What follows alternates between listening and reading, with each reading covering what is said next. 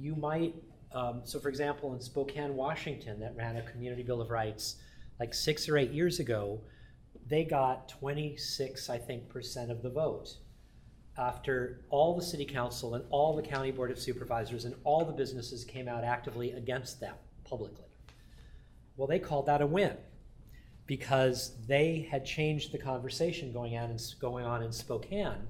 So people were now talking about the health of the river, the rights of neighborhoods, and other things that were the subject of their ordinance in a whole new way.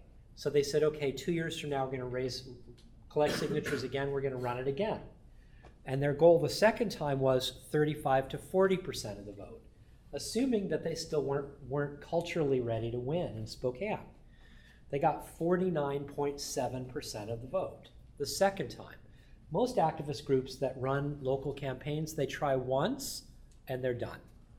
But that's not how you win, right? You have to do public and popular education. You have to build a culture shift, a consciousness shift, and then you move the culture. That's what real social change is. You have to move the culture. It's not just shifting one little idea in your head.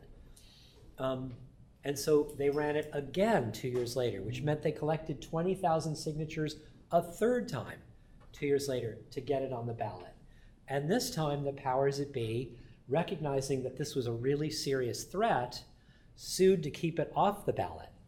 And they're now in a court battle with business associations to get it back on the ballot, right? And so, it's a long time struggle, this work. It's structural change work.